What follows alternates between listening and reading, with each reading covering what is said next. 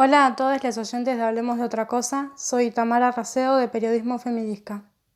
En este y los próximos programas vamos a conocer cuál es la situación actual de Colombia desde sus protagonistas. En primer lugar, Alejandro Márquez Rodríguez, que está terminando la carrera de Sociología en la Universidad de Tolima, nos muestra cómo vive su pueblo desde el 28 de abril y qué lo motivó a salir a las calles.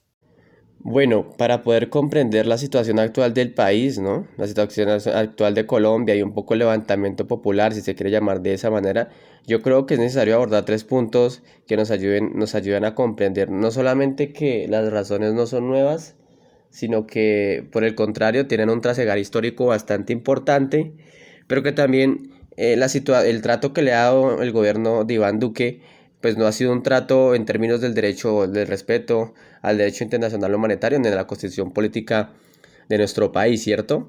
Entonces, por tanto, vamos a tratar, bueno, de manera inicial, el tema de los orígenes y los antecedentes. Después continuaremos con las razones del levantamiento actual y finalmente el trato que le ha dado a la protesta el gobierno de Iván Duque, ¿verdad?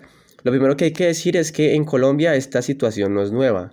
Realmente Colombia ha tenido ciertos antecedentes en términos del siglo pasado bueno, y lo que llevamos de ese siglo, partiendo de que, bueno, Colombia a comienzos del siglo pasado entró en la guerra de los 100 días, ¿cierto?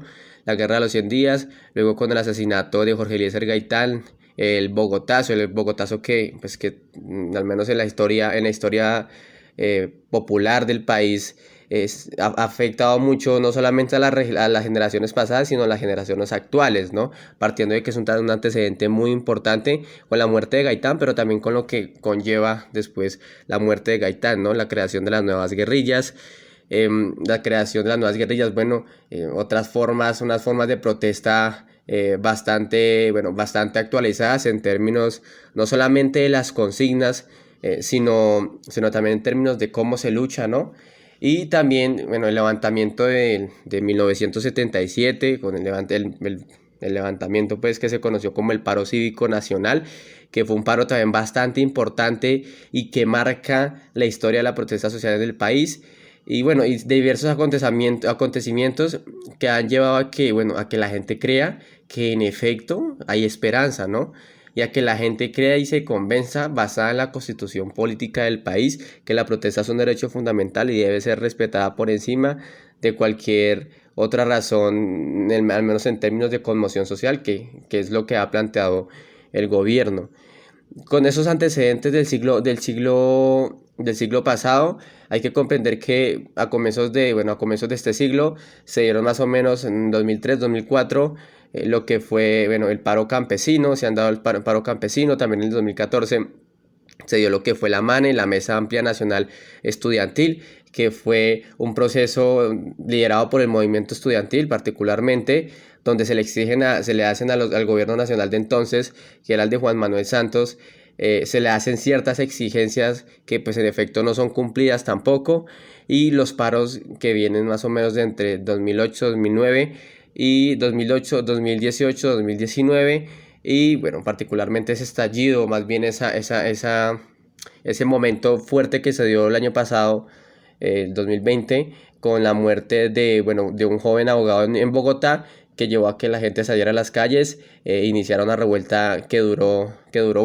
ciertos días y dejó además graves afectaciones, no solamente en términos de lo físico, ¿no? De las calles, de las casas, sino dejó graves afectaciones en términos de la protesta social, ¿no? Y el trato que el gobierno demostró darle a esta misma. Entonces la situación en el país no es nueva, realmente llevamos por años y años acumulando razones que se han venido profundizando al fin y al cabo con el levantamiento actual, ¿no? Que se ha visto en primera medida afectado por lo que fue la crisis de la pandemia, ¿no? La crisis que ha creado la pandemia, una crisis económica y un aumento de la población, de los pobres, en términos monetarios, a 21 millones, es decir, que casi la mitad de la población colombiana es pobre y más o menos el 15% son extremadamente pobres, ¿no? Pobreza extrema.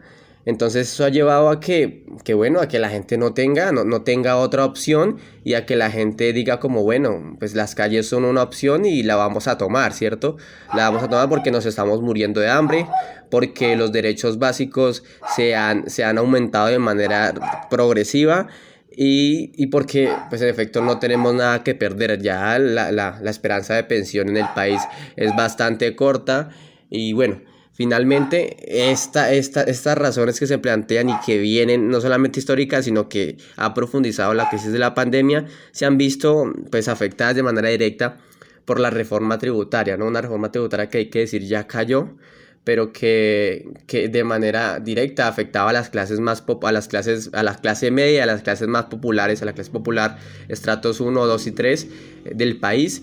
Y que bueno, la gente no estaba ni preparada ni tampoco estaba dispuesta a que eso pasara, ¿no? Ya que sus ingresos, pues tras de que ya estaban reducidos, pues se vieran más reducidos por medio de esta propuesta que estaba planteando el exministro de Hacienda Alberto Carrasquilla y en cabeza del presidente Iván Duque. Y finalmente, pues el antecedente que creo que es un antecedente que es difícil de borrar, ¿no? Y que en la memoria colectiva no se va a escapar, es el antecedente de las violaciones a los derechos humanos y particularmente la violación al acuerdo de paz que ha llevado al asesinato de no solamente excombatientes, exguerrilleros y exguerrilleras en diferentes partes del país, sino también al asesinato de líderes y lideresas sociales que ejercen su labor en las ciudades, pero también en los territorios rurales y que han sido asesinados ya sea por guerrillas o por grupos paramilitares.